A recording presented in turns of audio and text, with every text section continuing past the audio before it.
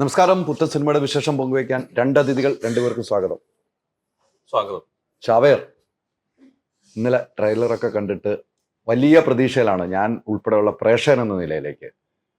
ചാക്കോച്ചൻ്റെ getup മൊത്തം മാറിയിരിക്കുന്നു അല്ലേ? പണ്ട് കണ്ട ചോക്ലേറ്റ് ബോയ് എന്നൊക്കെ മാറി, എന്നാ താൻ കേസ് കൂടുതൽ അതിലൊരു ഗെറ്റപ്പ് മാറി, അള്ളു രാമചന്ദ്രൻ്റെ ഗെറ്റപ്പ് മാറി, ഇപ്പോൾ ഇതിലേക്ക് വേറൊരു ഗെറ്റപ്പിലേക്ക്. ഇത്തരം ഗെറ്റപ്പുകൾ മാറി അഭിനയിക്കുമ്പോൾ ഉണ്ടാകുന്ന ഒരു ഫീൽ എന്താണ്? ശരിക്കും ഈ പടത്തില് ഒട്ടും മേക്കപ്പ് ഇല്ലാതെ വരണമെന്നായിരുന്നു എന്റെ ആഗ്രഹം. കാരണം എന്നാത്താൻ കേസുകളിൽ ഞാൻ വിചാരിച്ചു എന്റെ അൾട്ടിമേറ്റ് ചെയ്തു എന്നുള്ള അവസ്ഥയിലാണ് ഞാൻ വിചാരിച്ചിരുന്നത്. അപ്പൊ ഇതില് ഞാൻ ടിനുവിനോട് പറഞ്ഞു, ഇതിന്റെ അശോകന്റെ വേറെ പരിപാടി പിടിക്കാം, കുറച്ചൊന്നും ഒന്ന് പമ്പപ്പ് ചെയ്ത് മസിലും പരിപാടികളും ചെറിയൊരു ബോഡി ഷേപ്പ് ഒക്കെ വെച്ച് മേക്കപ്പ് ഒന്നും ഇല്ലാതെ വളരെ നാച്ചുറൽ റിയൽ പരിപാടി അങ്ങനത്തെ സാധനമൊക്കെ പിടിക്കാമെന്നുള്ള രീതിയിൽ ഞാൻ പറഞ്ഞു. ടിനു എന്നൊക്കെ പറഞ്ഞ് തലയൊക്കെ ആട്ടി പോയി. അപ്പൊ ഞാൻ ആ രീതിയിലൊക്കെ എല്ലാം സെറ്റാക്കി. അരുണിനെ വിളിച്ചു പറഞ്ഞു, അത് നമ്മുടെ ലൊക്കേഷൻ എവിടെയാണ്, അവിടെ ഞാൻ ട്രെയിനറെ കൊണ്ടുവരുന്നുണ്ട്, അപ്പൊ അതിനുള്ള സെറ്റപ്പും കാര്യങ്ങളൊക്കെ വേണം, മൊത്തം ഫുൾ വർക്കൗട്ട് പരിപാടികൾ ഞെട്ടിക്കണം എന്നൊക്കെ പറഞ്ഞ് ആലോചിച്ചു. അത് കഴിഞ്ഞിട്ട് ഒരു മേക്കപ്പ് ടെസ്റ്റും ലുക്ക് ടെസ്റ്റും ഒക്കെ നമുക്ക് പിടിക്കാന്നൊക്കെ പറഞ്ഞ് വന്നപ്പോഴാണ് ടിനു ആശൻ എന്നോട് പറയുന്നത്, ചാക്കോച്ച, ഈ അശോകൻ എന്ന് പറയുന്നത് ഒരു സാധാരണക്കാരൻ, അല്ലെങ്കിൽ നമ്മൾ ഈ സോക്കോൾഡ് സിനിമയ്ക്ക് വേണ്ടി കാണപ്പെടുന്ന അങ്ങനത്തെ ഒരാളല്ല, റിയൽ ലൈഫ് അങ്ങനത്തെ ഒരു രീതിയിലുള്ള ആളാണ് പിടിക്കുന്നത്. അപ്പൊ എനിക്ക് സമാധാനമായി, റിയൽ സാധനം വന്നല്ലോ, ശരി.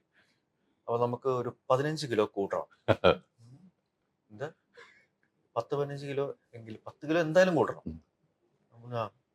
പിന്നെ കൊടവേറ് വേണം. ടിനു എന്താണ് പറയുന്നത്? എന്റെ അശോകൻ ഇങ്ങനെ അല്ലാതൊക്കെ ഞാൻ പറഞ്ഞു. ടിനു പറഞ്ഞു, പക്ഷെ എന്റെ അശോകൻ എനിക്ക് വ്യക്തമായിട്ട് അറിയാം എന്താണെന്നുള്ളത്.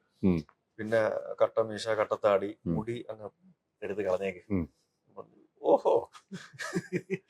പിന്നെ മൊത്തം ഒന്ന് ഡള്ള് ചെയ്യണം, മുറിവുകളൊക്കെ കിട്ടിയ പാടുകൾ, അങ്ങനത്തെ സംഭവങ്ങൾ വേണം.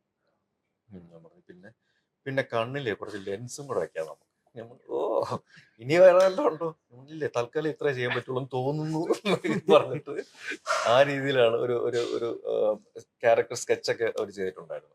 അപ്പൊ അതിൽ തന്നെ കണ്ടപ്പോൾ തന്നെ പേടിയായി. ഞാൻ ഈ രൂപത്തില് എനിക്ക് മാറാൻ പറ്റുമെന്നുള്ളത് എനിക്ക് തന്നെ ഡൗട്ടായി പോയി. പക്ഷെ അത് റോണക്സും ഒക്കെ വന്നിട്ട് അതിന്റെ ഒരു അപ്പിയറൻസ് കാര്യങ്ങളൊക്കെ ഫിക്സ് ചെയ്തു.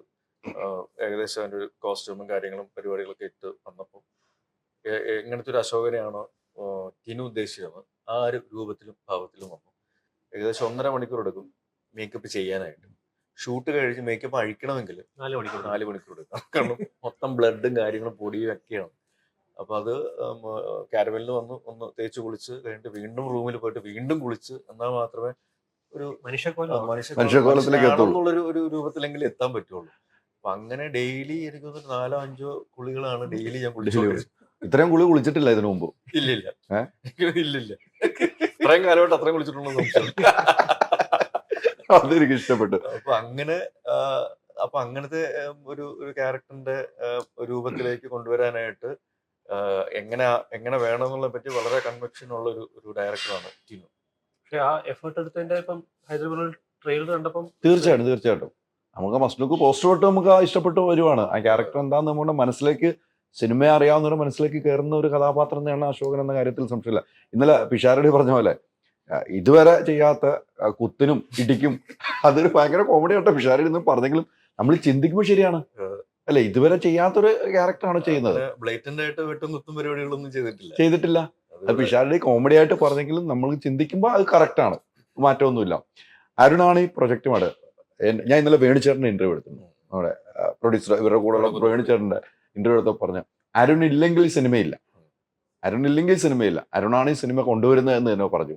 അരുണ കഥ കേൾക്കുന്നു, ജോയ് മാത്യുയുടെ സ്ക്രിപ്റ്റ് എന്ന് പറയുമ്പോൾ തന്നെ അതിൽ എന്തുമാത്രം ഉണ്ടാവുമെന്ന് നമുക്ക് ഊഹിക്കാവുന്നുള്ളൂ, എന്തായിരിക്കും സബ്ജക്റ്റ് എന്നുള്ളത്. അങ്ങനെ കഥ കേൾക്കുന്നു, ടിനുവായിട്ട് പറയുന്നു, ചാക്കോച്ചനായിട്ട് സംസാരിക്കുന്നു. കഥ കേട്ട് കഴിയുമ്പോൾ ജോയ് മാത്യുവിന് നമുക്ക് എല്ലാവർക്കും അറിയാം, കഥ കേട്ട് കഴിയുമ്പോൾ ഒന്ന് ചിന്തിക്കുക, അത് പിടിക്കണോ വേണ്ടയോ എന്നൊന്ന് ചിന്തിച്ചോ എന്ന് എനിക്ക് സംശയമുണ്ട്. ഇല്ല. അല്ല, കാര്യം അറിയോ, രംഗനാഥ് രവി എന്ന് പറഞ്ഞ നമ്മുടെ സൗണ്ട് ഡിസൈനർ ഉണ്ട്, വളരെ പോപ്പുലർ ആയിട്ടുള്ള സൗണ്ട് ഡിസൈനർ. അദ്ദേഹം ഇന്ത്യയിലെ തന്നെ ഏറ്റവും മികച്ച സൗണ്ട് ഡിസൈനേഴ്സിൽ ഒരാളാണ്. അപ്പം രംഗ നമ്മുടെയൊക്കെ അടുത്ത സുഹൃത്താണ്, എൻ്റെയും ടിനുവിൻ്റെയും ജോയേട്ടൻ്റെയൊക്കെ. അപ്പോൾ രംഗയാണ് ടിനുവിനോട് പറയുന്നത്, ജോയേട്ടൻ്റെ അടുത്ത് ഇങ്ങനെ സ്ക്രിപ്റ്റ് ഉണ്ട്, ഒന്ന് നീ കേട്ട് നോക്ക് എന്ന് പറഞ്ഞു. അപ്പം ഞാനും ടിനുവും തമ്മിൽ ഒരു സിനിമയുടെ, ഈ സിനിമയല്ല വേറെ സിനിമ, 1-2 സിനിമകളുടെ ചർച്ചകൾ നടന്നുകൊണ്ടിരിക്കുന്ന സമയമാണ്. അപ്പോൾ നമ്മൾ വേണ്ട രീതിയിലേക്ക് ഒരു സബ്ജക്റ്റിലേക്ക് ലാൻഡ് ചെയ്തിട്ടില്ല, പല പല സബ്ജക്റ്റുകൾ ചർച്ച ചെയ്യുന്നു. അപ്പോൾ ഒരു ദിവസം ടിനു എന്നെ വിളിച്ചു പറഞ്ഞു, ബ്രോ രംഗ പറഞ്ഞിട്ട് ഞാൻ പോയിട്ട് ജോയേട്ടൻ്റെ സബ്ജക്റ്റ് കേട്ടു, ഗംഭീരമാണ്, ഞാൻ നിങ്ങൾക്ക് മെയിൽ അയച്ചിട്ട് നിങ്ങളൊന്ന് വായിച്ചു നോക്കുന്നു. ഞാനത്, അപ്പോൾ എനിക്ക് മെയിൽ അയച്ചു തന്നു. ഞാൻ വീട്ടിലിരിക്കുന്ന സമയത്താണ്, അപ്പോൾ എനിക്ക് മെയിൽ വന്നു. ആ മെയിൽ വായിക്കാൻ ഞാൻ 2 മണിക്കൂറിൽ താഴെ എടുത്തിട്ടുള്ളൂ. വായിച്ചു കഴിഞ്ഞ് ഇമ്മീഡിയറ്റ് ആയിട്ട് ടിനുവിനെ വിളിച്ചു പറഞ്ഞു, ഗംഭീര പരിപാടിയാണ്, നമുക്ക് പിടിക്കാം. അത്ര ആ ഒരു സമയം ഇതേ ഉണ്ടായിട്ടുള്ളൂ. അങ്ങനെ ഒരു സെക്കൻഡ് തോട്ട് അതിൽ ഉണ്ടായിട്ടേ ഇല്ല. സെക്കൻഡ് തോട്ട് ഉണ്ടെങ്കിൽ നമ്മൾ ചെയ്യില്ല ശരിക്കും പറഞ്ഞാൽ. മനസ്സിലായി. ഒരുപാട് ആലോചിക്കാൻ നിന്നാൽ നമുക്ക് തന്നെ മനസ്സിലാവും അതിൽ എന്തോ ഒരു കുഴപ്പമുണ്ട്. അതെ, അതെ. വീണ്ടും വീണ്ടും ആലോചിക്കേണ്ടി വന്നാൽ അതിൽ കുഴപ്പമുണ്ടെന്ന് അപ്പോഴേ മനസ്സിലാക്കണം. പക്ഷെ ഇത് ആലോചന ഇല്ലാതെ നമുക്കൊരു കാര്യം ചെയ്യാൻ തോന്നുന്നുണ്ടെങ്കിൽ അതിൽ അങ്ങനെ ഒരു USP അതിലുണ്ട് എന്നുള്ളതാണ് സത്യം. പിന്നെ ചാക്കോച്ചൻ്റെ അടുത്തേക്ക് നേരെ ചെല്ലുവാണ്, അങ്ങനെയാണ്. അതെ അതെ, ഞാനും ടിനുവും കൂടെ ചാക്കോച്ചനെ പോയി കാണുന്നു. ചാക്കോച്ചനെ പോയി കണ്ട് ടിനു ആണ് സബ്ജക്ട് നറേറ്റ് ചെയ്യുന്നത്. സ്ക്രിപ്റ്റ് വായനയല്ല, കഥാപാത്രത്തെക്കുറിച്ചും സിനിമയെക്കുറിച്ചും ടോട്ടാലിറ്റി പറയുന്നു. ഞാൻ വായിച്ച് ടിനുവിനോട് പറഞ്ഞതിലും വേഗത്തിൽ ചാക്കോച്ചൻ ഞങ്ങളോട് പറഞ്ഞു ഓക്കെ ആണ്. അപ്പം അങ്ങനെയാണ് ചാക്കോച്ചൻ സിനിമയിലേക്ക് വരുന്നത്. എങ്ങനെയാണ് പെട്ടെന്ന് അത് ചാക്കോച്ചൻ കഥകൾ കേട്ട് കുറെ വിലയിരുത്തിയിട്ടൊക്കെ പറയുന്ന ഒരു ചാക്കോച്ചൻ പെട്ടെന്ന് ഈ കഥ കേട്ടത് ഇത് എനിക്ക് ഓക്കെ ആണെന്ന് പറയാനുള്ളത്? വളരെ സിമ്പിളാണ്. കാരണം ടിനു ഇതിനു മുമ്പ് ചെയ്ത സിനിമകൾ നമുക്കറിയാം. അതെ. അങ്ങനെ ഭീകരമായ കഥകൾ ഇല്ലാതെ തന്നെ അത് ഭീകരമായിട്ട് എടുത്ത് പൊലിപ്പിക്കാനായിട്ടുള്ളൊരു കപ്പാസിറ്റി, ഒരു കേപ്പബിലിറ്റി, കഴിവ് ടിനുവിനുണ്ട്. അപ്പൊ ഇതിലൊരു കഥയുണ്ട്. അപ്പൊ അതുകൊണ്ട് അത് പുള്ളി എങ്ങനെ എടുക്കുന്നുള്ളത്, അല്ലെങ്കിൽ നമ്മൾ വിചാരിക്കുന്നതിനേക്കാളും ഗംഭീരമായിട്ട് എടുക്കുന്നുള്ളൊരു ഉറപ്പ് ഓൾറെഡി പുള്ളി പ്രൂവ് ചെയ്തുകൊണ്ട് നമുക്കുണ്ട്. അപ്പം ഒട്ടാ മന്ദിച്ചില്ല, വേറെ ആരെങ്കിലും കയറി പിടിക്കുന്നതിന് ഞാൻ വട്ടം പിടിച്ച് കെട്ടിപ്പിടിച്ച് കാലെ പിടിച്ച് നമ്മൾ തന്നെ എടുക്കാമെന്ന് തീരുമാനിച്ചു. ഞാൻ നേരത്തെ പറഞ്ഞല്ലോ, ഇപ്പൊ അതിൻ്റെ അടുത്ത് ചോദിച്ചാൽ ജോയ് മാത്യുവിന്റെ സ്ക്രിപ്റ്റ് എന്ന് പറയുമ്പോൾ നമുക്കറിയാം, ജോയ് മാത്യുവിന്റെ സ്ക്രിപ്റ്റുകളെല്ലാം നമുക്കറിയാവുന്ന. അദ്ദേഹം എഴുതുന്ന കഥകൾക്ക് ഭയങ്കര ഗൗരവമുണ്ട്. ഗൗരവമില്ലാതെ കഥകൾ എഴുതില്ല. പുള്ളി ലോകപരിചയം കൂടുതലുള്ള ഒരു മാധ്യമപ്രവർത്തനം കൂടിയാണ്. നമ്മളൊക്കെ ഗുരുസ്ഥാനത്ത് കാണുന്ന ഒരാളാണ്, മാധ്യമപ്രവർത്തനം കൂടിയാണ്. അദ്ദേഹത്തിന്റെ സ്ക്രിപ്റ്റ് എടുക്കുമ്പോൾ ഒന്ന് ചിന്തിക്കുന്ന ഒരു നിലയിലേക്ക് പോകുന്ന കഥകളായിരിക്കും. അത് ഏത് രീതിക്കും ചർച്ച ചെയ്യപ്പെടാം. കേരളത്തിൽ ഏത് സബ്ജക്ട് എടുത്തോ ഏത് രീതിക്കും ചർച്ച ചെയ്യപ്പെടുന്ന കഥകളായിരിക്കും അത് എഴുതി വെച്ചിരിക്കും. അത്ര ഒരു ചിന്താഗതിയൊക്കെ ഉണ്ടായിട്ടില്ലേ? ഇത് ഇറങ്ങിക്കഴിയുമ്പോൾ ചർച്ചയിലേക്ക് വരും ഈ സബ്ജക്റ്റ്. തീർച്ചയായിട്ടും ചർച്ച ചെയ്യപ്പെടേണ്ട സബ്ജക്റ്റും പ്രതലവും ഒക്കെ തന്നെയാണ് ഇതിലുള്ളത്. അത് പക്ഷേ ഏറ്റവും നല്ല രീതിയിൽ ചർച്ച ചെയ്യപ്പെടുകയും അതിൽ നമ്മൾ എന്താണ് ഈ സിനിമ കൊണ്ട് ഉദ്ദേശിക്കുന്നത്, അത് അതിന്റെ യഥാർത്ഥ എസൻസിൽ ആൾക്കാർക്ക്, ഓഡിയൻസിന് കിട്ടുകയാണെങ്കിൽ അതായിരിക്കും ചാവേർ കൊണ്ടുള്ള, അല്ലെങ്കിൽ ചാവേറിന്റെ ഏറ്റവും വലിയ വിജയം എന്നുള്ളത്. ഇപ്പം നമുക്ക് ഒരു ചെറിയൊരു ടാഗ് ലൈനിൽ വേണമെങ്കിൽ ഒരു പൊളിറ്റിക്കൽ ത്രില്ലർ എന്ന് പറയാം, ജസ്റ്റ് ഒരു എളുപ്പത്തിന്. പക്ഷെ അതിനപ്പുറമുള്ള ഇമോഷൻസ് ഈ സിനിമയിലുണ്ട്. കുടുംബ ബന്ധങ്ങളുണ്ട്, സൗഹൃദങ്ങളുണ്ട്, മനുഷ്യത്വമുണ്ട്, അങ്ങനെയുള്ള പല ലേയേഴ്സ് ഈ സിനിമയിലുണ്ട്. പിന്നെ ഈ സോ കോൾഡ് വെട്ടും കുത്തും പരിപാടികളൊക്കെ ഉണ്ടെങ്കിലും ഒരിക്കലും നമ്മൾ വയലൻസിനെ ഗ്ലോറിഫൈ ചെയ്യുന്നില്ല. ഇല്ല. അത് അതിന്റെ പ്രശ്നങ്ങൾ എന്താണ്, വരുംവരായികൾ എന്താണ്, വീണ്ടും വിചാരമില്ലാതെ അല്ലെങ്കിൽ മുന്നോട്ടും പിന്നോട്ടും നോക്കാതെ എടുത്തു ചാടി ചെയ്യുന്ന കാര്യങ്ങൾ, ഏതെങ്കിലും ഒരു വിശ്വാസത്തിന് പുറത്ത് അല്ലെങ്കിൽ ഏതെങ്കിലും ഒരു രാഷ്ട്രീയത്തിന് പുറത്ത് ചെയ്യുന്ന കാര്യങ്ങൾ, അത് എത്രത്തോളം ബാക്കിയുള്ളവരെ അഫക്റ്റ് ചെയ്യുന്നു, ഇതിന്റെയൊക്കെ ആവശ്യമുണ്ടോ, ആവശ്യമുണ്ടെങ്കിൽ തന്നെ ഏത് രീതിയിലായിരിക്കണം എന്നുള്ളതൊക്കെ ഇത് അങ്ങനെ ഇങ്ങനെയൊക്കെ നമ്മൾ പറഞ്ഞു പോകുന്നു. അപ്പൊ അത് കറക്റ്റായിട്ട് ആൾക്കാരിലേക്ക് കണക്ട് ചെയ്യപ്പെടുകയാണെങ്കിൽ അവിടെയാണ് ചാവേറിന്റെ ഏറ്റവും വലിയ വിജയം എന്ന് ഞാൻ വിശ്വസിക്കുന്നു. അപ്പൊ ആ രീതിയിൽ ഏറ്റവും നല്ല രീതിയിൽ ചർച്ച ചെയ്യപ്പെടേണ്ട വിഷയങ്ങൾ തീർച്ചയായിട്ടും ഏത് രീതിക്കാണെങ്കിൽ ചർച്ച ചെയ്യപ്പെടും എന്നുള്ള കാര്യത്തിൽ നമുക്ക് സംശയമില്ലല്ലോ. ഈ സിനിമ ഡിപ്പെൻസ്, ചർച്ച ചെയ്യപ്പെടണം എന്നുള്ളതാണ് ഇതിൽ. അതിന്റെ ഇപ്പം നമ്മളൊരു സിനിമയെ സമീപിക്കുമ്പം നമുക്ക് ആ സിനിമ നമ്മളുടെ കൺവിക്ഷനിലാണ് സിനിമ ചെയ്യുന്നത്. ഇപ്പം ഒരു സംവിധായകൻ, തിരക്കഥാകൃത്ത്, ഈ പറഞ്ഞ ടെക്നീഷ്യൻസ് എല്ലാവരും അവരുടെ ഏറ്റവും ബെസ്റ്റ് ഔട്ട്പുട്ടിലാണ് സിനിമ ചെയ്യുന്നത്. ആ സിനിമ നമ്മൾ വിചാരിക്കുന്ന രീതിയിൽ ചർച്ചയാകണം എന്നതിനാണ് അങ്ങനെ സിനിമ എടുക്കുന്നത്. ആ വലിപ്പത്തിലും നമ്മൾ സ്ക്രിപ്റ്റ് ഡിമാൻഡ് ചെയ്യുന്ന അതേ സ്കെയിലിലും അല്ലെങ്കിൽ അതേ സീരിയസ്നെസ്സിലും അതേ ഇന്റൻസിറ്റിയിലും നമ്മൾ സിനിമ ചെയ്യുന്നത് ആ രീതിയിൽ ചർച്ച ചെയ്യപ്പെടണം എന്നാണ്. പക്ഷെ ഇത് സിനിമ ഇറങ്ങിക്കഴിഞ്ഞാൽ നമുക്ക് പറയാൻ പറ്റുള്ളൂ ഇത് ഏത് രീതിയിൽ ചർച്ച ചെയ്യപ്പെടും എന്നുള്ളത്. അത് കൃത്യമാണ്. എന്നാതാൻ കേസുകൂടെ സിനിമ ഇറങ്ങിക്കഴിഞ്ഞപ്പം ചർച്ച വേറെ നിലയിലേക്കാണ് പോയത്. വലിയ രീതിക്ക് ചർച്ച ചെയ്യപ്പെട്ടു, നമ്മൾ ഉദ്ദേശിക്കുന്ന അപ്പുറത്തേക്ക് ചർച്ച ചെയ്യപ്പെട്ട സിനിമയാണ്. വലിയ രീതിക്ക് അന്നത്തെ അന്തിച്ചർച്ചകളെല്ലാം ഈ സിനിമയായിരുന്നു, അല്ല എല്ലാ ചാനലിലും. അല്ല പക്ഷെ ഒരു കാര്യം, അത് ആദ്യത്തെ 2 ദിവസം ഉണ്ടായിരുന്നുള്ളൂ. പിന്നെ പ്രേക്ഷകർ അതിനെ സിനിമയായിട്ട് കണ്ട് സിനിമ വലിയ വിജയമായി. അപ്പം അത് തന്നെയാണ് നമ്മൾ ചാവേറിലും ഉദ്ദേശിക്കുന്നത്. ചാവേറിന് ചാവേറിൽ ചക്കുച്ചൻ പറഞ്ഞ പോലത്തെ ഒരു പൊളിറ്റിക്കൽ നെറേറ്റീവ് ഉണ്ട്. അതിനിപ്പോ പറഞ്ഞൊരു ഹ്യൂമൻ ഇമോഷൻസ് ഉണ്ട് അതിൽ. ഈ പറഞ്ഞ ഫ്രണ്ട്ഷിപ്പിന്റെ ഒരു പല ലേയേഴ്സ് ഉണ്ട്. പക്ഷെ അതിൽ സിനിമ എന്ന രീതിയിൽ ഇതിന്റെ ഒരു ടോട്ടാലിറ്റിയെ ഒരു സിനിമ എന്ന രീതിയിൽ കാണുകയും ആ സിനിമയുടെ മേന്മ, സിനിമയ്ക്ക് വേണ്ടി നമ്മൾ എടുത്തിരിക്കുന്ന എഫേർട്ടിന്റെ മേന്മ അത് പ്രേക്ഷകർക്ക് അങ്ങനെ ഫീൽ ചെയ്യുകയാണെങ്കിൽ അതിലായിരിക്കും ചർച്ചയുണ്ടാവുക. 100% മറ്റ് വിഷയങ്ങളെല്ലാം തന്നെ ഒരു ഉപരിതലത്തിൽ ചർച്ചകൾ പോവുകയോ അല്ലെങ്കിൽ നമ്മൾ അത് ഉണ്ടാവുക. സിനിമയുടെ മേന്മയാണ് അന്തിമമായി വിധി തീരുമാനിക്കുകയും ചർച്ച ചെയ്യപ്പെടുകയും ചെയ്യുക. തീർച്ചയാണ്. ഈ പറഞ്ഞ രാഷ്ട്രീയ സിനിമകൾ ഒത്തിരി ഇറങ്ങിയിട്ടുണ്ട്. രാഷ്ട്രീയ പശ്ചാത്തലത്തിൽ സിനിമ കണ്ണൂർ കേന്ദ്രീകരിച്ച രാഷ്ട്രീയ സിനിമകൾ നമ്മൾ നാളുകളായിട്ട് കണ്ടുപോകുന്ന സിനിമകളാണ് അല്ലേ. ഒരു കണ്ണൂർ രാഷ്ട്രീയ പടത്തിലുള്ള കൊലപാതകമുണ്ട്, അത്തരം രീതിക്ക് തന്നെയാണ് അവസാനം ഇറങ്ങി കൊത്ത ഉൾപ്പെടെ ഉള്ള സിനിമകൾ നമ്മൾ എടുത്തു നോക്കുമ്പോൾ നമുക്ക് മനസ്സിലാക്കാവുന്നത്. അത്തരം രീതിയിൽ നിന്നൊരു മാറി ചിന്തിക്കാവുന്ന ഒരു പ്രേക്ഷകരെയാണ് നമ്മൾ പ്രതീക്ഷിക്കുന്നത്. എങ്ങനെ മാറി ചിന്തിക്കുന്നത്? ഇപ്പം നമ്മൾ കണ്ണൂർ രാഷ്ട്രീയത്തിൽ ഒരു കൊലപാതക രാഷ്ട്രീയമുണ്ട് എന്നാണ് നമ്മളെല്ലാവരും കേട്ടതും കണ്ടതും. അതേ രീതിക്ക് പല സിനിമകളും ഇവിടെ ഇറങ്ങിയിട്ടുണ്ട്. ഇത് ഏത് രീതിക്ക് പ്രേക്ഷകർക്ക് എടുക്കാൻ കഴിയുമെന്നാണ് ചാക്കോച്ചന്റെ ഒരു വിലയിരുത്തൽ? ഇതിന്റെ ഒരു പൊളിറ്റിക്സ് പറയുന്നുണ്ടെങ്കിലും ഇത് കാലാകാലങ്ങളായിട്ട് എല്ലായിടത്തും നടക്കുന്ന കാര്യങ്ങളാണ്. ഒരു പ്രത്യേക പാർട്ടിയെ ടാർഗറ്റ് ചെയ്തിട്ടുള്ള സംഭവങ്ങൾ ഏത് പാർട്ടിയിലും ഇത് സംഭവിക്കും. ഏത് ടൈപ്പ് ആൾക്കാരും ഇതിലുണ്ടാവും. ഇത് എങ്ങനെ യൂസ് ചെയ്യുന്നു അല്ലെങ്കിൽ യൂസ് ചെയ്യപ്പെടുന്നു, അവർ ചെയ്യുന്നതാണോ, അവരെ കൊണ്ട് ചെയ്യിക്കുന്നതാണോ, ഇവരെ ഉപയോഗിക്കുന്നതാണോ എന്നുള്ളതെല്ലാം ഇതിൽ പറഞ്ഞു പോകുന്നുണ്ട്. ഇത് നടന്നുകൊണ്ടിരിക്കുന്നതാണ്, ഇനി നടക്കുകയും ചെയ്ത് ഇവിടെ മാത്രമല്ല എവിടെയും നടക്കുന്ന കാര്യമാണ്. അല്ല, ഇതൊരു കണ്ണൂർ പൊളിറ്റിക്സ് എന്ന രീതിയിലൊന്നും അല്ല. അത് നമ്മൾ പ്ലേസ് ചെയ്തിരിക്കുന്ന കണ്ണൂരാന്നേ ഉള്ളൂ. ലോകത്തെ എല്ലായിടത്തും നടക്കുന്ന വിഷയമാണ് ചർച്ച ചെയ്തിരിക്കുന്നത്. അത് 100%. അതിനെ ഇപ്പം നമുക്ക് പറയാനുള്ള വിഷയം നമുക്ക് ഏറ്റവും അനുയോജ്യമായ ഒരു പ്രതലത്തിൽ അവതരിപ്പിക്കുക എന്നുള്ളത് മാത്രമേ ഉള്ളൂ ഇതിൽ. അല്ലാതെ അതിപ്പം നമുക്ക് ഈ വിഷയം പ്രതിപാദിക്കാൻ ലോകത്ത് എവിടെ പോയാലും ചെയ്യാം. മനസ്സിലായി. ഡയറക്ടറുടെ വിഷനിൽ അല്ലെങ്കിൽ റൈറ്ററുടെ നറേറ്റീവില് അങ്ങനൊരു സ്പേസ് വന്നു എന്നുള്ളതേ ഉള്ളൂ. അല്ലാതെ നിങ്ങൾക്ക് സിനിമ കണ്ടാൽ മനസ്സിലാവും ഇത് ലോകത്ത് എല്ലായിടത്തും നടക്കുന്ന വിഷയമാണ്. അല്ലാതെ കേരളത്തിൽ അല്ലെങ്കിൽ കണ്ണൂരിൽ അല്ലെങ്കിൽ കോഴിക്കോട് അല്ലെങ്കിൽ തിരുവനന്തപുരത്ത് അങ്ങനെ സ്പേസിലല്ല സിനിമ നിൽക്കുന്നത്. ആളുകളുടെ മനസ്സിലുള്ള സാധനമാണ് ഞാൻ പറഞ്ഞത്. അല്ല, അതെന്താ അറിയോ, അത് റിലേറ്റ് ചെയ്യാൻ വേണ്ടിയിട്ടാണ് നമ്മൾ ചെയ്തിരിക്കുന്നത്. അതാണ് ചോദിച്ചത്. അങ്ങനെ കൊണ്ടുവരാൻ നമുക്ക് കഴിഞ്ഞിട്ടുണ്ടെങ്കിൽ അത് വലിയ വിജയമാണ്. ഉറപ്പായിട്ടും ഉണ്ടാകും. കാരണം അത് നടന്ന സംഭവങ്ങൾ എന്തായാലും ഇതിൽ ഉണ്ട്. ഇത് നടന്ന സംഭവങ്ങൾ നമുക്ക് ഉപയോഗിക്കാൻ പറ്റും, അല്ലെങ്കിൽ ആൾക്കാരെ നമുക്ക് ചിലപ്പോൾ ഐഡന്റിഫൈ ചെയ്യാൻ പറ്റും. ഇത് ഇയാളല്ലേ എന്ന് തോന്നിപ്പിക്കുന്ന രീതി. കാരണം ഇത് യഥാർത്ഥ സംഭവങ്ങളെ ആസ്പദമാക്കിയിട്ടുള്ള ഒരു സിനിമയും പശ്ചാത്തലവും കാര്യങ്ങളൊക്കെ തന്നെയാണ്. പക്ഷെ അതിന് കുറച്ചുകൂടെ വൈഡർ പെർസ്പെക്റ്റീവ് നമ്മൾ കൊടുക്കുന്നുണ്ട്. കുറച്ചും കൂടെ വലിയ രീതിയിൽ ഒരു മനുഷ്യത്വം അല്ലെങ്കിൽ ബന്ധങ്ങൾ, സ്നേഹം, അതിൻ്റെ പറ്റിയുള്ള കുറച്ചും കൂടെ വലിയ രീതിയിലാണ് നമ്മൾ ഇതിൽ പറഞ്ഞു പോകുന്നത്. അതിന് പൊളിറ്റിക്കൽ ഒരു ത്രില്ലർ ജോണറിന്റെ ഒരു പേസിങ്ങും ഒരു കളറും കൊടുക്കുന്നു എന്നുള്ളതേ ഉള്ളൂ. പക്ഷെ ആത്യന്തികമായിട്ട് it is not a political movie എന്നുള്ളതാണ് സത്യം. നമുക്കൊരു നല്ലൊരു മെസ്സേജും കൂടെ കൊടുക്കാൻ പറ്റുന്ന ഒരു സിനിമയായിട്ട് മാറിയിട്ടുണ്ടെന്ന് എനിക്ക് തോന്നുന്നു. വയലൻസിനെ ഗ്ലോറിഫൈ ചെയ്യുന്ന ഒരു സിനിമയല്ല ഇത്. അതുകൊണ്ടാണ് ഞാൻ അങ്ങനെ പറയുന്നത്. ഇത് കുടുംബ പ്രേക്ഷകർ വന്നിരുന്ന് കാണുമ്പോൾ കണ്ണടച്ചിരുന്ന് അല്ലെങ്കിൽ കൊച്ചുപിള്ളേരുടെ കണ്ണടച്ച് അങ്ങനെ കാണേണ്ട സിനിമയല്ല. ഇതൊരു മനസ്സിലാക്കേണ്ട സിനിമയാണ്. ആ രീതിയിൽ തന്നെയാണ് എടുത്തിട്ടുള്ളത്. ഈ ചാക്കോച്ചനെ സംബന്ധിച്ചിടത്തോളം ഇത്തരം സിനിമകൾക്ക് മാറി ഇപ്പം വരുന്നു. ചാക്കോച്ചൻ എപ്പോഴും നമ്മൾ കാണുന്നത്, നമ്മളെന്ന് വെച്ചാൽ ഏറ്റവും കൂടുതൽ ചാക്കോച്ചൻ്റെ ആരാധികമാരുള്ള വ്യക്തിയാണ്. ആരാധികമാരാണ് കൂടുതൽ, ആരാധകന്മാരല്ല, ആരാധികമാരാണ് കൂടുതൽ.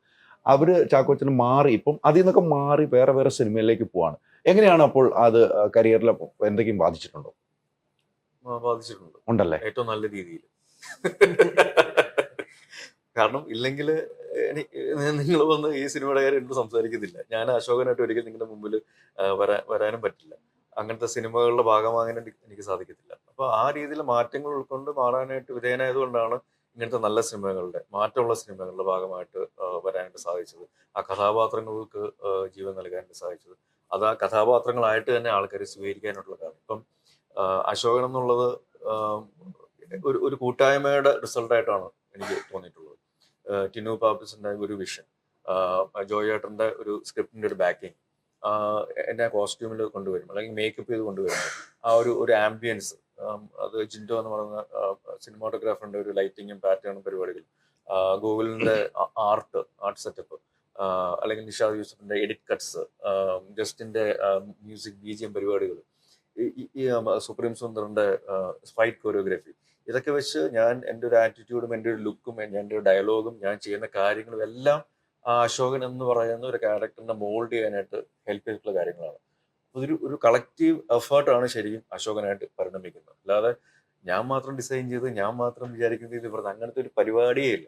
ഞാൻ ഈ ഒരു കളക്റ്റീവ്നെസ്സിൽ വിശ്വസിക്കുന്ന ആളാണ്. അതുകൊണ്ട് തന്നെയാണ് ഒരു മാറ്റങ്ങൾക്ക് വിധേയനായിട്ട് എല്ലാവരുടെയും കൂടെ വർക്ക് ചെയ്യുമ്പോൾ, ഈ പറയുന്ന ടാലന്റുകളുടെ കൂടെ വർക്ക് ചെയ്യുമ്പോൾ ആ രീതിയിലെ കഥാപാത്രങ്ങൾ സ്വീകരിക്കപ്പെടുന്നു. അല്ലെങ്കിൽ ചാക്കോച്ചനെ കാണുന്നില്ല എന്ന് ആൾക്കാർ പറയുമ്പോൾ അത് ഏറ്റവും വലിയൊരു അവാർഡായിട്ട് എനിക്ക് ലഭിക്കുന്നതും ആ രീതിയിൽ തന്നെയാണ്. അപ്പോൾ മാറ്റങ്ങൾക്കനുസരിച്ച് നമ്മൾ മാറുന്നു. അത് തിരഞ്ഞെടുക്കുന്ന കഥാപാത്രങ്ങളാണെങ്കിലും സബ്ജക്റ്റുകളാണെങ്കിലും അങ്ങനത്തേത് വരുന്നു എന്നുള്ളതാണ് ഏറ്റവും അത് വലിയ ഭാഗ്യം തന്നെയാണ്. അതെ, ഈ പറഞ്ഞതുപോലെ ഇത്തരം കഥാപാത്രങ്ങൾ മാറുമ്പോൾ എന്തായാലും പ്രിയ സംസാരിക്കാറുണ്ടാവും. വൈഫ് എന്തായാലും ഈ കാര്യങ്ങൾ സംസാരിക്കും. ഉറപ്പായിട്ടും. കഥാപാത്രങ്ങൾ ചേഞ്ച് ചെയ്ത് വരുമ്പോൾ വൈഫ് എന്താണ് പറയാറുള്ളത്? പുള്ളിക്കാരി എക്സൈറ്റഡ് ആണ്. കാരണം വീട്ടിൽ കാണുന്ന ചാക്കോച്ചനെ അല്ല സ്ക്രീനിൽ കാണുന്നത്. അപ്പോൾ ഞാൻ എന്താണെന്നുള്ളത് ഏറ്റവും വ്യക്തമായിട്ട് അറിയാവുന്ന അതെ, അതെ. ഒരാളാണ് എൻ്റെ പേര്. അപ്പൊ അതേപോലെ അതുമായിട്ട് യാതൊരു ബന്ധമില്ലാത്ത ആളെ സ്ക്രീനിൽ കാണുമ്പോൾ എന്നെ പോലെ തന്നെ എക്സൈറ്റഡ് ആണ് പ്രിയയും.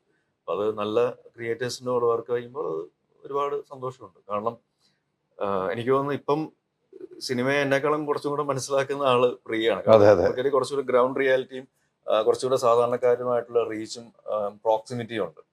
ഫസ്റ്റ് ഡേ തന്നെ സാധാരണക്കാരുടെ ആൾക്കാരുടെ കൂടെ ഇരുന്ന് തിയേറ്ററിൽ പോയി സിനിമ കാണാൻ സാധിക്കുന്നു. ഫസ്റ്റ് ഞാൻ ഇൻഫർമേഷൻ കിട്ടുകയാണ്. നമ്മളെക്കാളും മുമ്പ് ഈ പടം നല്ലതാണോ അല്ലെങ്കിൽ മോശമാണോ എന്നുള്ള പറ്റിയുള്ള ഏറ്റവും ആദ്യത്തെ റിപ്പോർട്ട് കിട്ടുന്ന പുള്ളിക്കാരിക്കാണ്. പിന്നെ ഞാൻ സംസാരിക്കുമ്പോൾ കഥ കേൾക്കാനായിട്ട് ചിലപ്പോൾ ഉണ്ടാവും, അല്ലെങ്കിൽ ഞാൻ കഥ പറഞ്ഞു കൊടുക്കും. ഈ പറയുന്ന ആൾക്കാരൊക്കെ ആയിട്ട് വളരെ നല്ല ഒരു ഫ്രണ്ട്ഷിപ്പ് ഉണ്ട്. ഡയറക്ടേഴ്സ് ആണെങ്കിലും അല്ലെങ്കിൽ ആക്ടേഴ്സ് ആണെങ്കിലും പ്രൊഡ്യൂസേഴ്സ് ആണെങ്കിലും എല്ലാവരുമായിട്ടൊരു ഒരു ഓപ്പൺ ആയിട്ടുള്ള ഡിസ്കഷൻസിന് പുള്ളിക്കാരി മുതിരാറുണ്ട്. അത് എൻ്റെ പണി എളുപ്പമാക്കി തരും. കാരണം എനിക്ക് അഭിനയിച്ചാൽ മാത്രം മതി. ബാക്കി കാര്യങ്ങളൊക്കെ പുള്ളിക്കാരി അത്യാവശ്യം നീറ്റായിട്ട് ചെയ്തു തരും.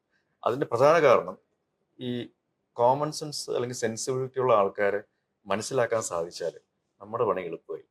ആ കാര്യങ്ങളൊക്കെ പുള്ളിക്കാരി അല്ലെങ്കിൽ അവര് മാന്യമായിട്ട് ചെയ്തോളും. പിന്നെ കുറച്ചധികം വർഷങ്ങളായാലും എൻ്റെ കൂടെ അതെ, അതെ. ഞാൻ ചെയ്യുന്ന പ്രൊഫഷനിൽ എന്തൊക്കെയാണ് ഞാൻ ചെയ്യുന്നത്, ആരൊക്കെയാണ് കൂടെ ഉള്ളത്, ആരുടെ കൂടെയൊക്കെയാണ് ഞാൻ ഉള്ളത് എന്നതിനെ പറ്റി വ്യക്തമായിട്ട് അറിയാം. അപ്പൊ ആ ഒരു എക്സ്പീരിയൻസ് പുള്ളിക്കാരിക്ക് ഉണ്ടാവും. അപ്പൊ അങ്ങനെ എക്സ്പീരിയൻസും ഒരു ജഡ്ജ്മെന്റൽ കപ്പാസിറ്റി ഉള്ള ഒരാളുടെ വീക്ഷണങ്ങൾ അല്ലെങ്കിൽ അഭിപ്രായങ്ങൾ പാടെ നിരാകരിക്കേണ്ട ആവശ്യം എനിക്കില്ല. അത് ആരാണെങ്കിലും, നമ്മളെക്കാളും സീനിയർ ആണെങ്കിലും നമ്മുടെ ജൂനിയർ ആണെങ്കിലും നമ്മുടെ കണ്ടംപററി ആണെങ്കിലും സെൻസിബിലിറ്റി ഉണ്ടോ കോമൺ സെൻസ് ഉണ്ടോ എങ്കിൽ ആരാണെങ്കിലും അവരുടെ അഭിപ്രായങ്ങൾ നമ്മൾ കണക്കിലെടുക്കുക. അത് കൃത്യമായ മറുപടി തന്നെയാണ്. അരുൺ ഈ പറഞ്ഞതുപോലെ ഒരു മാധ്യമപ്രവർത്തനം തുടങ്ങി, പിന്നീട് അഭിനയത്തിലേക്ക് വന്നു, പിന്നീട് പ്രൊഡക്ഷനിലേക്ക് വന്നു. എല്ലാ മേഖലയും തൊട്ടുകൊട്ടാണ് പോകുന്നത്, അല്ലേ? നമ്മൾ ഏറ്റവും കൂടുതൽ അടുത്ത ഈഷോ സിനിമയായിട്ടുള്ള ഒരു പ്രശ്നങ്ങളുണ്ടാകുമ്പോൾ നമ്മൾ ഏറ്റവും കൂടുതൽ അടുപ്പത്തിലായത്. മാധ്യമപ്രവർത്തന നിലയ്ക്ക് അപ്പുറത്തേക്ക് ഒരു അടുപ്പത്തിലേക്ക് ഈഷോ സിനിമയുടെ വിവാദമായപ്പോഴാണ്. എല്ലാ മേഖലയും കൈതൊട്ടാണ് ഇപ്പോൾ പോകുന്നത്. ഏതാണ് ഏറ്റവും സേഫായി പോകുന്നത്? ഒന്നും സേഫ് അല്ല. എല്ലാത്തിലും റിസ്ക് ഉണ്ട്. തീർച്ചയായിട്ടും നമ്മൾ അത് നമ്മൾ എൻജോയ് ചെയ്യുന്നുണ്ട്. അതുകൊണ്ടാണ് നമ്മൾ ചെയ്യുന്നത്. ഇപ്പം നമ്മൾ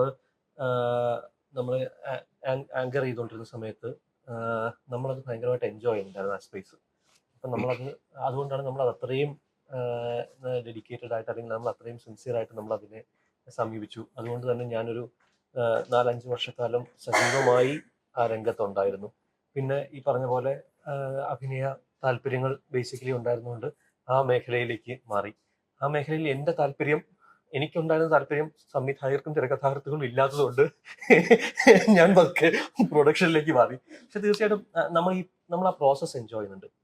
ഇപ്പം നേരത്തെ ചോദിച്ച പോലെ ജോയേട്ടൻ്റെ ആ സബ്ജക്റ്റ് കേൾക്കുന്ന മുതൽ ഇപ്പം നമ്മൾ ഈ പ്രൊമോഷൻ ഇന്റർവ്യൂവിന് ഇരിക്കുന്നു, തിയേറ്ററിലേക്ക് സിനിമ വരുന്നു, ആൾക്കാരുടെ റെസ്പോൺസ്, അപ്പം അങ്ങനെ എല്ലാ പ്രോസസ്സിലൂടെയും നമുക്ക് കടന്നു പോകാൻ കഴിയുന്നുണ്ട്.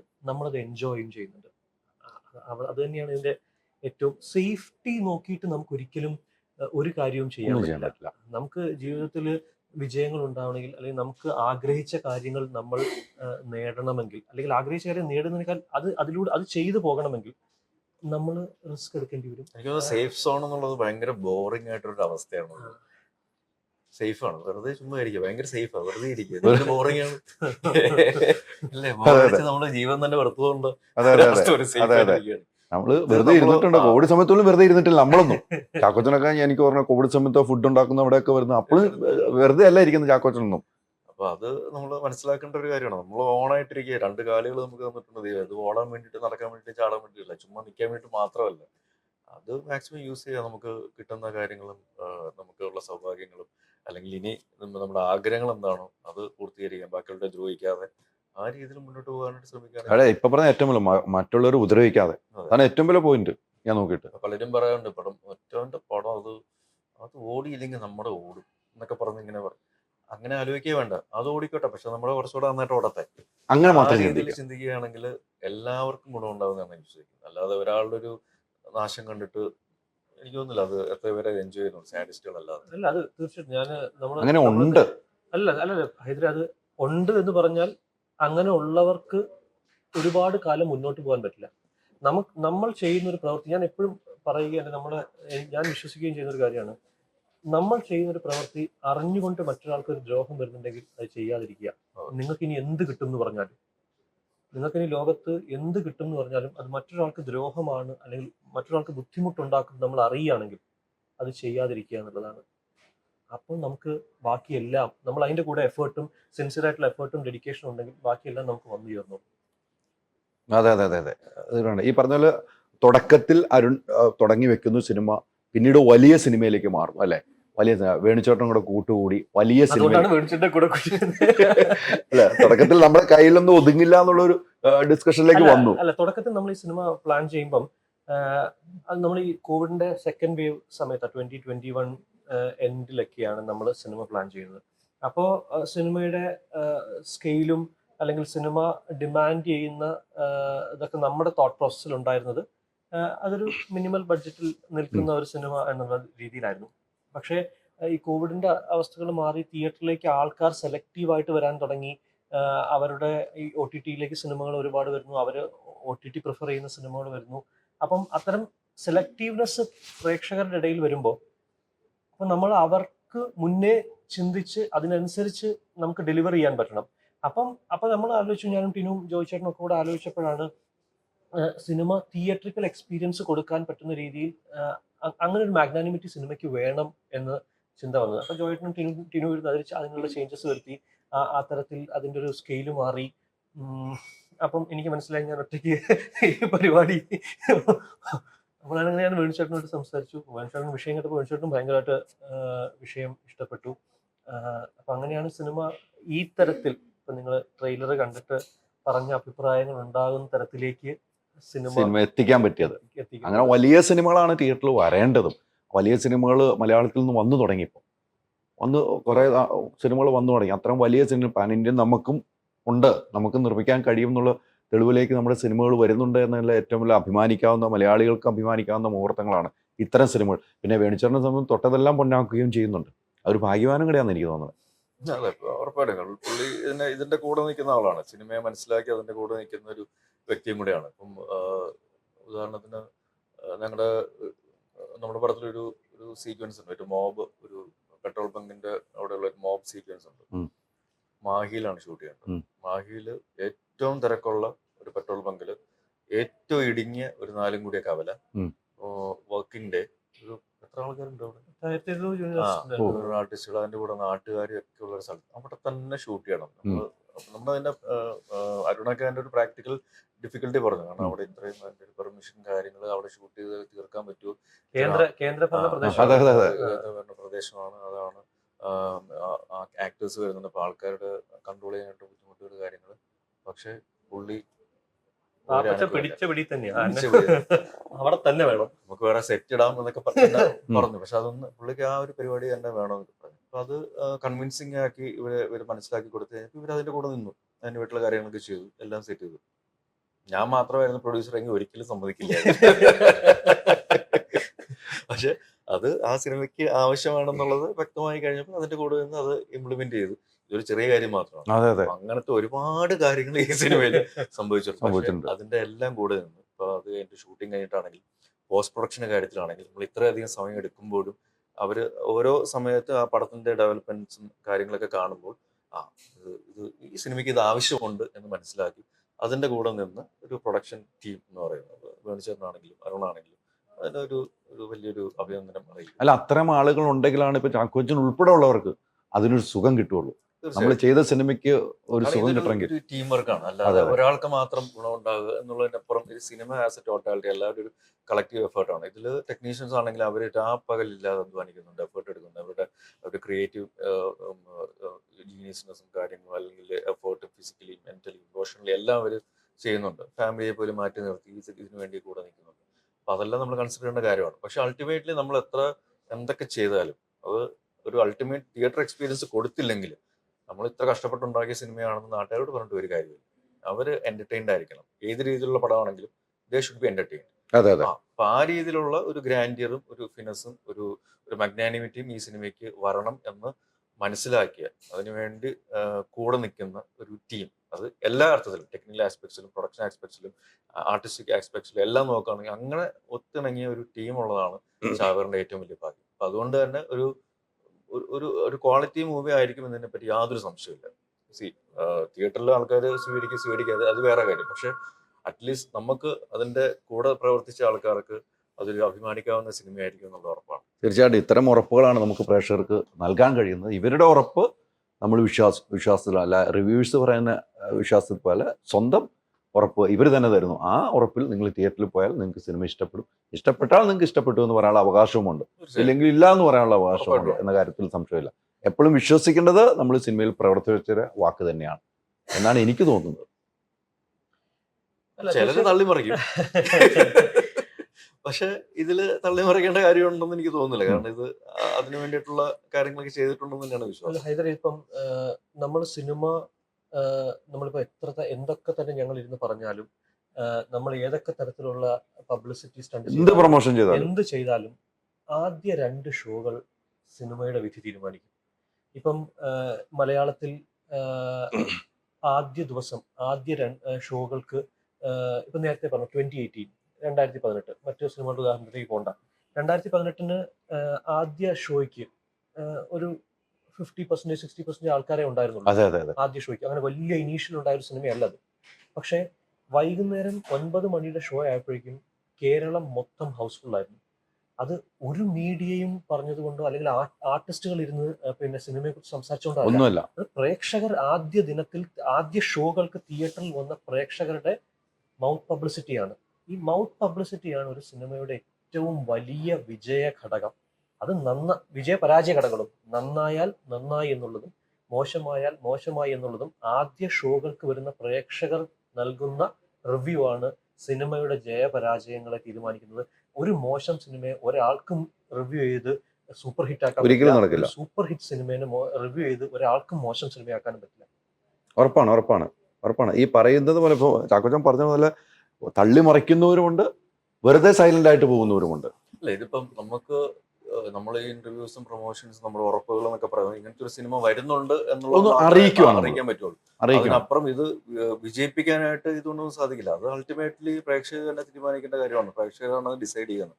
അതിൽ ഏറ്റവും നല്ലത് വേർഡ് ഓഫ് മൗത്ത് പബ്ലിസിറ്റി എന്നുള്ളത് തന്നെയാണ് ഏറ്റവും വലിയൊരു കാര്യം. അല്ലാതെ നമ്മൾ എന്ത് ചെയ്താലും എന്ത് തലകുത്തി വളർന്നിട്ടും കാര്യമില്ല. അല്ല, നമ്മൾ ഈ പ്രൊമോഷനൊക്കെ ഞങ്ങൾ ആദ്യമേ തീരുമാനിച്ചൊരു കാര്യമുണ്ട്. നമ്മൾ ഈ പ്രൊമോഷൻ ചെയ്യുന്നത് ഈ സിനിമ ഇങ്ങനൊരു സിനിമ തിയേറ്ററിലേക്ക് വരുന്നു എന്ന് പ്രേക്ഷകരെ അറിയിക്കുക എന്നുള്ളതാണ്. അത് അവരാണ് ഡിസൈഡ് ചെയ്യേണ്ടത്. തിയേറ്ററിൽ വന്ന് കാണണോ, തിയേറ്ററിൽ വന്ന് കണ്ട് അവർക്ക് ഇഷ്ടപ്പെടുമോ, അതൊക്കെ അവർ തീരുമാനിക്കുന്ന വിഷയങ്ങളാണ്. നമുക്ക് ഈ സിനിമ ഇങ്ങനെ തിയേറ്ററിലേക്ക് വരുന്നു എന്നൊരു ഇൻഫർമേഷൻ പ്രേക്ഷകരിലേക്ക്, അതാണ് നമ്മൾ ഇതുകൊണ്ട് ഉദ്ദേശിക്കുന്നുള്ളൂ. അത് കൃത്യമാണ്. പിന്നെ ഞാൻ പറഞ്ഞു വെച്ചത് ഇത് തന്നെയാണ്. സിനിമ ഇപ്പം അരുൺ പറഞ്ഞു, സിനിമ 2 ഷോ കഴിയുമ്പോൾ പ്രേക്ഷകർ തീരുമാനം. പക്ഷെ ആ 2 ഷോ കാണാനുള്ള ഒരു അവസരം കൊടുക്കണം. ഇതാണ് എനിക്ക് വ്യക്തിപരമായി 2 ഷോ കാണാനുള്ള അവസരം കൊടുക്കണം.